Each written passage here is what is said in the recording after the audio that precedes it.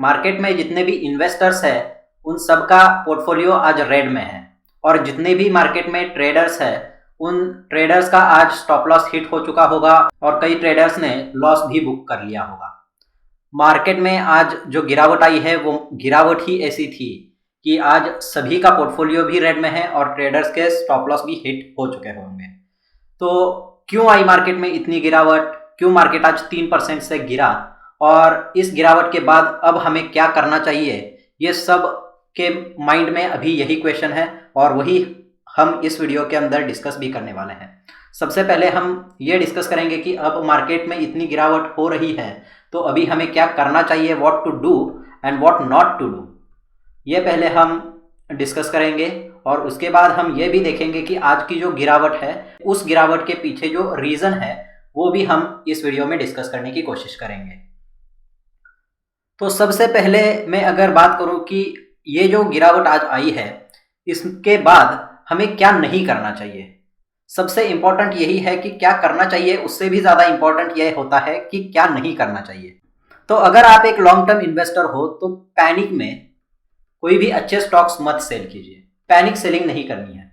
अगर आपने फंडामेंटली काफ़ी अच्छे स्टॉक्स में इन्वेस्ट कर रखा है जैसे HDFC बैंक, रिलायंस इंडस्ट्रीज के अंदर आपने इन्वेस्ट कर रखा है, SBI में आपने इन्वेस्ट कर रखा है, बजाज फाइनेंस के अंदर आपने इन्वेस्ट कर रखा है, तो आपको पैनिक करने की कोई भी ज़रूरत नहीं है और पैनिक में ऐसे स्ट्रॉन्ग फंडामेंटली गुड कंपनीज को सेल करने की कोई भी ज़रूरत नहीं है।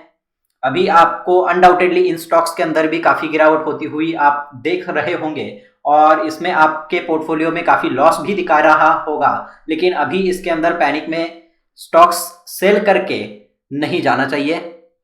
अगर आपने HDFC बैंक को 1700 पे भी, मतलब इसका जो ऑल टाइम हाई है 52 वीक हाई है, इसका हाई है 1725, तो अगर आपने 1700 पे भी HDFC बैंक को बाय कर लिया है, अभी HDFC बैंक का जो प्राइस चल रहा है वो 1400 के आसपास चल रहा है, मतलब इतना लो आने के बाद भी मैं कह सकता हूं कि HDFC बैंक के अंदर अभी भी आपको पैनिक में सेल नहीं करना चाहिए। तो इतने हाई लेवल पे भी मैं ये सजेस्ट कर रहा हूं कि HDFC बैंक को आप सेल मत कीजिए क्योंकि फंडामेंटली काफ़ी स्ट्रॉन्ग कंपनी है, पैनिक में सेल करने की कोई भी ज़रूरत नहीं है।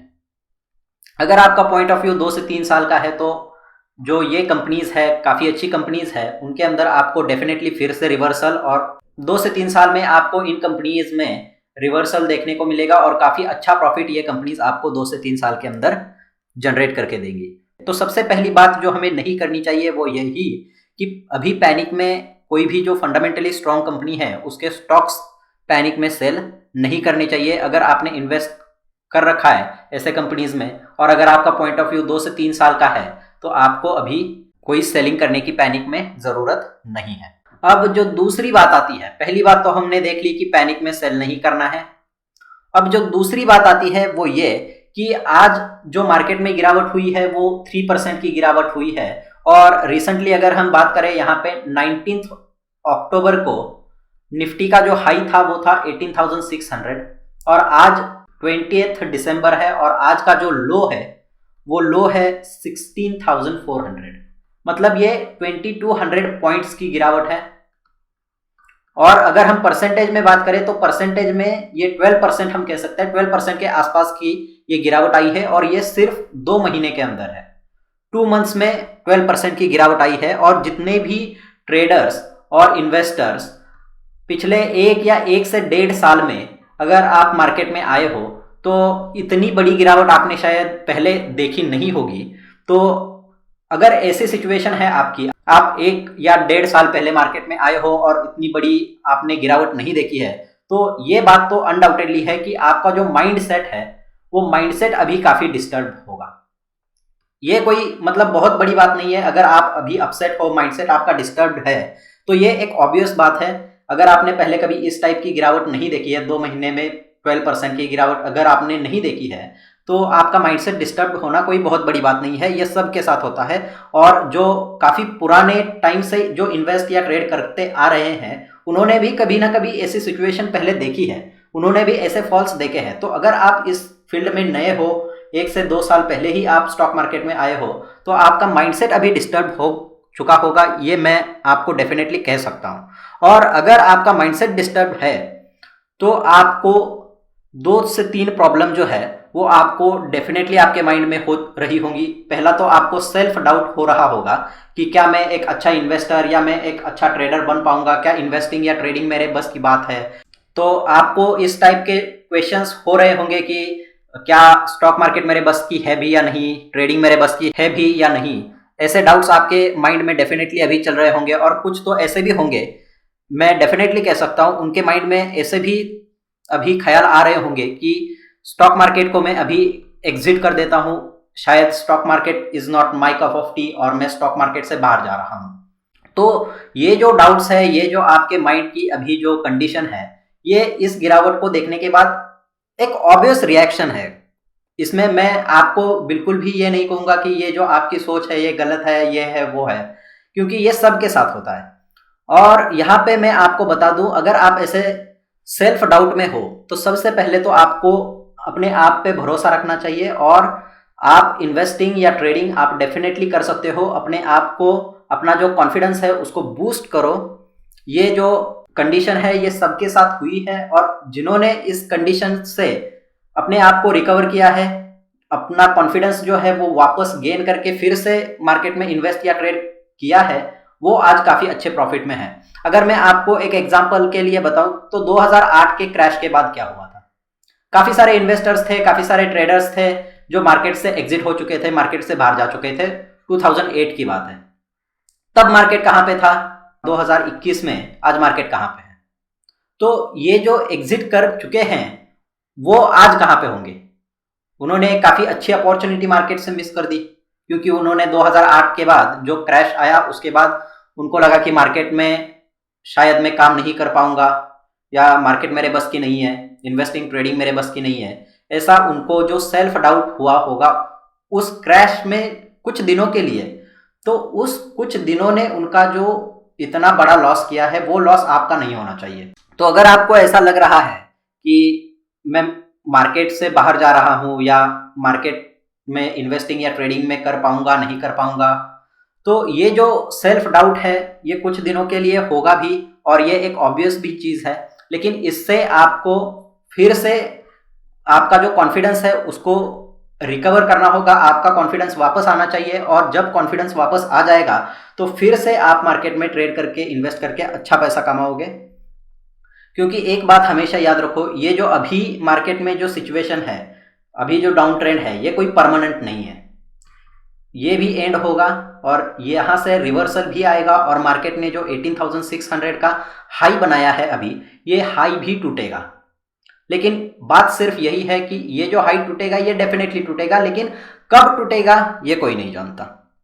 तो अगर आपको कुछ ऐसे डाउट्स है जो अभी हमने डिस्कस किए हैं, तो आपको सबसे पहले यही करना चाहिए कि आपका जो कॉन्फिडेंस अभी लो है, सबका होगा क्योंकि सबके पोर्टफोलियो में लॉस है, सबके स्टॉप लॉस हिट हो चुके होंगे। तो जो कॉन्फिडेंस लो होना अभी एक ऑब्वियस बात है, लेकिन आपका कॉन्फिडेंस जो है वो फिर से आपने रीगेन करना चाहिए। और डेफिनेटली आप मार्केट में लॉन्ग टर्म में अगर आप रहते हो, मार्केट में सिर्फ इन्वेस्ट करो, ट्रेड करो, जो भी आप करना चाहते हो वो आप करो, लेकिन अगर आप मार्केट में रहोगे तो आप डेफिनेटली मार्केट से पैसे कमाओगे भी। तो दूसरी बात हमें ये नहीं करनी है कि मार्केट में अभी जो लॉस हुआ है उस लॉस को देख के मार्केट को एग्जिट करना, ये गलती नहीं करनी है। सबसे पहले तो स्ट्रॉन्ग कंपनीज को पैनिक में सेल नहीं करना, ये हमने पहले देख ही लिया है। और दूसरा, अभी जो सिचुएशन है, लॉसेस है, इनको देख के आप मार्केट को एग्जिट करने के बारे में तो बिल्कुल भी ना सोचें। तो अब हम जो तीसरी बात है जो आपको नहीं करनी चाहिए वो हम अब देखते हैं, वो है मार्केट को टाइम करना। मार्केट हो सकता है 16,000 पे जाके सपोर्ट ले, या हो सकता है 15,500 पे सपोर्ट ले, 15,000 पे ले, हमें कुछ भी नहीं पता। हम मार्केट को टाइम नहीं कर सकते, ये बात सबसे पहले आपके माइंड में होनी चाहिए। मार्केट में जो ये गिरावट है ये कहाँ पे जाके खत्म होगी हमें बिल्कुल भी पता नहीं है, क्योंकि मार्केट में जो मार्केट गिरने का जो रीज़न है, अभी ओमिक्रॉन का जो वेरिएंट है, इसके अंदर अभी यूरोप के अंदर अभी जो रेस्ट्रिक्शंस है या लॉकडाउन जैसी एक सिचुएशन वहां पे जो बनती हमें दिखाई दे रही है, इसके चलते मार्केट में अभी ये फॉल आ रहा है। तो ये हमें पता नहीं है कि मार्केट कहाँ पे सपोर्ट लेगा और कहाँ तक मार्केट गिरेगा, ये हमें पता नहीं है। तो मार्केट को टाइम करने की बिल्कुल भी कोशिश हमें नहीं करनी चाहिए। और आपको इसमें स्मॉल अमाउंट में, स्मॉल चंक्स में आप इसके अंदर इन्वेस्ट कर सकते हो। कोई भी अगर मार्केट में यहाँ से डिप आती है तो बाय ऑन डिप्स की स्ट्रेटेजी लगा के हम अच्छे क्वालिटी स्टॉक्स को बाय ऑन डिप्स की स्ट्रेटेजी से हम बाय कर सकते हैं। और ये नहीं सोचना है कि अगर HDFC बैंक जो है वो 1300 पे आएगा तभी मैं बाय कर लूंगा, या फिर रिलायंस अगर 2000 पे आएगा तभी मैं बाय कर लूंगा। हमें पता नहीं है कि रिलायंस कहाँ तक गिरेगा, हमें पता नहीं HDFC बैंक कहाँ तक गिरेगा, हमें पता नहीं एशियन पेंट कहाँ पे जाके सपोर्ट लेगा, हमें पता नहीं है। लेकिन हमें ये पता है कि ये जो कंपनीज है ये फंडामेंटली काफी स्ट्रॉन्ग कंपनीज है, और हमें इसके अंदर अगर इन्वेस्ट करने का मौका मिलता है तो हम डेफिनेटली इसमें इन्वेस्ट करके काफी अच्छे रिटर्न्स लॉन्ग टर्म में जनरेट कर सकते हैं। तो हम लेवल का वेट नहीं करेंगे, और जितना हमारे पास कैपिटल है उसमें से थोड़ा थोड़ा कैपिटल हम यूटिलाइज करके हम इसके अंदर बाइंग स्टार्ट कर देंगे। बाइंग के लिए वेट करते नहीं बैठना चाहिए कि मार्केट अगर 14,000 या 15,000 पे जब आएगा तभी मैं इन्वेस्ट करूंगा। ऐसे हम नहीं कर सकते, क्योंकि हम मार्केट को टाइम ही नहीं कर सकते। तो स्मॉल चंक्स में, स्मॉल अमाउंट्स में अभी से आप इन्वेस्ट करना स्टार्ट कर दो। लेकिन एक बात और आपको याद ये रखनी है कि अभी अगर आपने कुछ पैसा इन्वेस्ट कर लिया, मान लो 20%, 25% अभी आपने इन्वेस्ट कर दिया, तो मार्केट में और भी गिरावट आ सकती है। तो गिरते हुए बाजार में आपको स्टॉक्स खरीदने हैं, मतलब आप मेंटली काफी स्ट्रांग होने चाहिए। अगर आप मेंटली स्ट्रांग नहीं हो तो फिर आपको यहाँ पे भी पैनिक की सिचुएशन देखने को मिल सकती है। तो आप में ये जज्बा होना चाहिए कि गिरते बाजार में माल उठाने की आपकी हिम्मत होनी चाहिए, तब जाके आप काफी अच्छा रिटर्न लॉन्ग टर्म में जनरेट कर सकते हो। तो इस वजह से ही हम स्टैगर्ड वे में बाइंग करेंगे, एक साथ में हम बाइंग नहीं करेंगे। 20%, 25% अभी इन्वेस्ट कर दिया, अगर कोई और फॉल आता है तो वहां पे कुछ और हमने जो पैसा है उसको डिप्लॉय कर दिया। उसके बाद फर्दर अगर कोई फॉल आता है तो ऐसे हम इन्वेस्ट करते जाएंगे, हर डिप में हम बाय करते जाएंगे। लेकिन यहाँ पे कंडीशन यही है कि फंडामेंटली काफी स्ट्रॉन्ग कंपनीज होनी चाहिए। जैसे कुछ एग्जांपल्स अभी हमने डिस्कस किए, रिलायंस हो गया, HDFC बैंक हो गई, state bank, ICICI bank, Asian paint. तो ऐसी अगर फंडामेंटली स्ट्रॉन्ग कंपनीज है तो उनके अंदर आप बाय ऑन डिप स्ट्रेटेजी को यूज करके अगर आप लॉन्ग टर्म के लिए बाइंग कर रहे हो तो ये काफी अच्छी स्ट्रैटेजी है, और आपको अनडाउटेडली ये कंपनी जो है वो काफी अच्छे रिटर्न्स भी जनरेट करके देंगी। तो तीसरी जो बात हमें नहीं करनी वो है कि मार्केट को टाइम नहीं करना है कि यहाँ पे जब मार्केट आएगा तभी मैं इन्वेस्ट करूंगा। ये हमें बिल्कुल भी गलती नहीं करनी चाहिए, क्योंकि मार्केट कहाँ से सपोर्ट लेके रिवर्सल दे देगा ये हम कुछ भी अभी नहीं कह सकते। तो इन्वेस्टमेंट के लिए अभी हम वेट नहीं करते बैठेंगे, स्मॉल चंक्स में, स्मॉल अमाउंट्स में हम इन्वेस्ट करते जाएंगे। जितना भी हमारे पास कैपिटल है उसमें से कुछ अमाउंट हम अभी से इन्वेस्ट करना स्टार्ट कर देंगे। तो अब हम डिस्कस करते हैं कि इस फॉल में सबसे पहले हमें करना क्या चाहिए। तो अगर आप एक लॉन्ग टर्म इन्वेस्टर हो और कुछ ऐसे कंपनीज के स्टॉक्स अगर आपने बाय कर लिए हैं जिसके अंदर आपको फ्यूचर पोटेंशियल इतना नहीं दिखाई दे रहा है, आपने सिर्फ उसके अंदर जो प्राइस मोमेंटम को देख के या किसी और के रिकमेंडेशन पे आपने कुछ स्टॉक्स बाय कर लिए हैं जो फंडामेंटली उतने स्ट्रांग नहीं है, उनसे आप एग्जिट कर सकते हो। और उनसे एग्जिट करके जो अच्छे रेट पे, जो अच्छे बिजनेस करने वाली कंपनीज है, उनको आप परचेस कर सकते हो। अच्छे स्टॉक्स आप लो लेवल पे बाइंग कर सकते हो। और जो ऐसे बिजनेसेस है जो आगे जाके इतने अच्छे परफॉर्म नहीं करेंगे लेकिन उसके स्टॉक्स अगर आपके पोर्टफोलियो में हैं तो वो आप उसमें से एग्जिट करके आप अच्छे स्टॉक्स बाय कर सकते हो। ये आप इस फॉल के अंदर डेफिनेटली कर सकते हो। तो अभी हमने डिस्कस कर लिया कि अगर आप एक इन्वेस्टर हो तो आपको क्या करना चाहिए।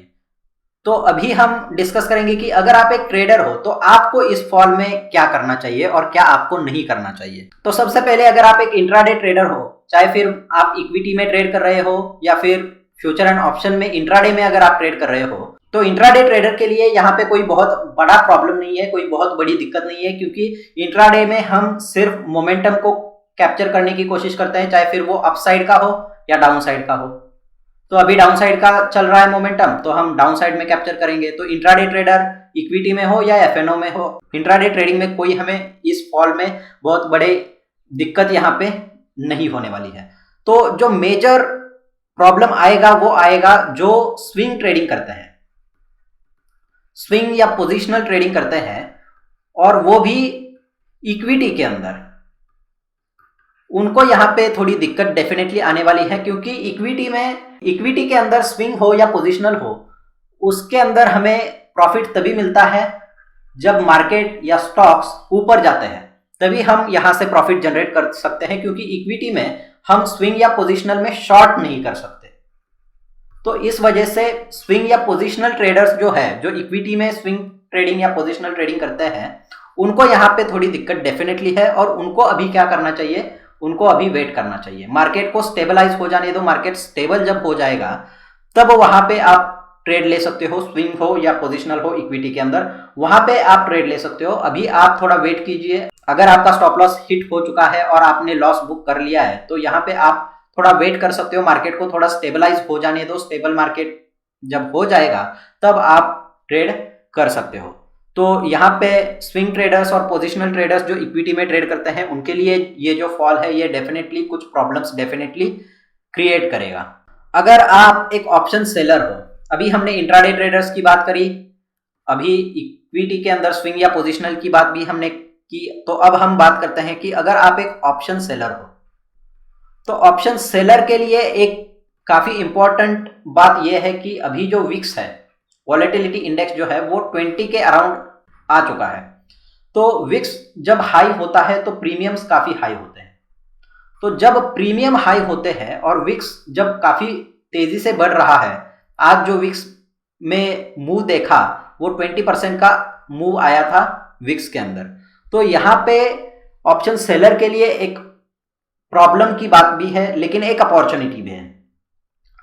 तो अगर आप एक ऑप्शन सेलर हो तो अभी आप वीकली में या फिर मंथली में ट्रेड मत कीजिए, आप फार मंथ के ऑप्शंस में ट्रेड कर सकते हैं। जितनी दूर की एक्सपायरी आपके लिए पॉसिबल है, उतने दूर के एक्सपायरी के आप कॉल या पुट सेल कर सकते हो।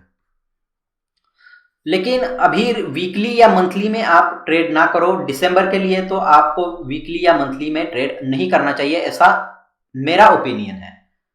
तो आपका जो भी ओपिनियन हो, मेरे ओपिनियन से मैच करे ये जरूरी नहीं है। आपका ओपिनियन अलग हो सकता है और मैं आपके ओपिनियन की भी काफी रिस्पेक्ट करता हूं, लेकिन ये जो ओपिनियन है ये मेरा खुद का ओपिनियन है कि अगर विक्स 20 से ऊपर जा रहा है तो हमें फार मंथ की जो एक्सपायरी होती है उसके अंदर प्रीमियम्स काफी शूटअप हो चुके होते हैं, क्योंकि विक्स हाई हो चुका है। और फार मंथ में जब अभी ये न्यूज आ चुकी है कि ओमिक्रॉन वायरस के चलते मार्केट में एक अनसर्टेनिटी है, तो ये जो अनसर्टेनिटी है वो आगे जाके वो जो प्रीमियम्स है वो डेफिनेटली कोलैप्स करेंगे, क्योंकि वहां पे अनसर्टेनिटी नहीं होगी। जब हम 2 महीने 3 महीने आगे जब जाएंगे तो वहां पे इस वायरस के चलते हो सकता है जो अनसर्टेनिटी है वो बहुत हद तक कम हो चुकी होगी और सिचुएशन हो सकता है स्टेबल भी हो जाए। तो वहां पे विक्स क्रैश हो जाएगा और वहां पे ऑप्शन प्रीमियम कोलैप्स हो जाएंगे और वहां पे आपको काफी अच्छा प्रॉफिट देखने को मिल सकता है। लेकिन अगर आप नियर टर्म जो एक्सपायरीज है उनके अंदर आप ट्रेड कर रहे हो, तो आपको एक बात का पता होना चाहिए कि आप अभी डायरेक्शनल प्ले कीजिए। अगर आपको ट्रेड करना ही है वीकली में या मंथली में, अभी दिसंबर मंथ के एक्सपायरी के लिए, तो आप यहाँ पे डायरेक्शन पे आप ट्रेड ले सकते हो। लेकिन नॉन डायरेक्शनल जो स्ट्रैटेजीज है, जैसे स्ट्रैंगल हो गया, स्ट्रैडल हो गया, वहां पे आप ट्रेड ना करिए। तो ये रहा ऑप्शन सेलर के बारे में। और ऑप्शन बायर के बारे में अगर मैं बात करूं, तो ऑप्शन बायर के लिए अभी एक अपॉर्चुनिटी भी है, लेकिन यहाँ पे एक अपॉर्चुनिटी के साथ एक रिस्क भी है। अभी विक्स काफी हाई चल रहा है, तो हो सकता है इस अनसर्टेनिटी के वजह से विक्स थोड़ा और हाई जा सकता है। लेकिन यहाँ पे आपको ये भी पता होना चाहिए कि ये जो सिचुएशन है वो कभी भी स्टेबलाइज हो सकती है। विक्स यहाँ से क्रैश हो सकता है और जो ऑप्शन प्रीमियम्स है वो कोलैप्स भी हो सकते हैं। तो ऑप्शन बायर अगर आप हो तो वहां पे आपको अपॉर्चुनिटी के साथ रिस्क को भी एनालाइज करके ट्रेड करना चाहिए। लेकिन यहाँ पे आप डेफिनेटली ट्रेड कर सकते हो, लेकिन आपको स्टॉप लॉस और रिस्क मैनेजमेंट काफी अच्छे से करके ही ऑप्शन बाइंग में अभी आप ट्रेड कर सकते हो। तो अभी हमने डिस्कस किया कि क्या कुछ इंपॉर्टेंट बातें हैं जो इन्वेस्टर को नहीं करनी चाहिए, कुछ बातें हैं जो इन्वेस्टर को डेफिनेटली करनी चाहिए, और जो ट्रेडर्स हैं उनके बारे में भी हमने डिस्कस कर लिया, जो भी जितने भी टाइप के ट्रेडर्स मार्केट में हैं उन सब के बारे में हमने डिस्कस कर लिया। तो ये जो फॉल अभी निफ्टी के अंदर आया है वो यूरोप के अंदर जो ओमिक्रॉन के चलते एक सिचुएशन ऐसी बन गई है कि लॉकडाउन भी हो सकता है या रेस्ट्रिक्शंस लग सकते हैं, ऐसी सिचुएशन अभी यूरोप में चल रही है और इसी के चलते आज मार्केट में 3% की गिरावट हो चुकी है। तो यहाँ पे जैसे हमने बात की कि अगर आप एक इन्वेस्टर हो तो यहाँ पे स्मॉल चंक्स में, स्मॉल अमाउंट में आप यहाँ से इन्वेस्ट कर सकते हो। स्ट्रॉन्ग कंपनीज में आप काफ़ी अच्छे रेट पे एंट्री ले सकते हो। तो ये एक काफ़ी अच्छी बाइंग अपॉर्चुनिटी भी है आपके लिए। अगर आप 2 से 3 साल का पॉइंट ऑफ व्यू रख के आप इन्वेस्ट कर रहे हो तो आप काफ़ी अच्छे रिटर्न्स यहाँ से एक्सपेक्ट कर सकते हो। तो नेक्स्ट जो वीडियो आएगा उसके अंदर हम देखेंगे कि ये जो अभी फॉल आ रहा है इसके चलते कौन से ऐसे फंडामेंटली स्ट्रॉन्ग कंपनीज है जिनके अंदर आप बाइंग कर सकते हो ताकि आपको आने वाले कुछ सालों में काफ़ी अच्छे रिटर्न्स जनरेट ये कंपनीज करके दे सके। ऐसे कौन से स्टॉक्स हैं उन स्टॉक्स को भी हम डिस्कस करेंगे और उसके लिए हम अलग से एक वीडियो में वो सब कवर करेंगे। तो अगर आप एक ट्रेडर हो तो ट्रेडर के लिए मैं एक बात हमेशा कहता रहूँगा कि जो भी ट्रेडर है उसको जो प्रॉफिट है, प्रॉफिट को कभी भी दिमाग में मत रखो और जो लॉस है उसको कभी भी अपने दिल पे मत लो। अगर आपका प्रॉफिट है तो आपका प्रॉफिट आपके दिमाग में नहीं होना चाहिए कि मुझे इतना बड़ा प्रॉफिट हो गया, मुझे इतने % इस महीने में मिल गए। तो ये आपको प्रॉफिट जो है आपके दिमाग में कभी भी नहीं होना चाहिए और लॉस जो है वो लॉस आपको कभी भी आपके दिल पे नहीं लेना चाहिए। तो आप मार्केट में एक डेफिनेटली अच्छे ट्रेडर बन सकते हो और बनोगे। तो इस वीडियो में हमने सब कुछ देख लिया है, इन्वेस्टर्स के लिए क्या करना है, ट्रेडर्स के लिए क्या करना है, सब कुछ, और मार्केट क्यों गिरा ये भी हमने इस वीडियो में डिस्कस कर लिया है। तो आई होप कि ये जो वीडियो है इससे आपको कुछ यूजफुल इंफॉर्मेशन मिली होगी।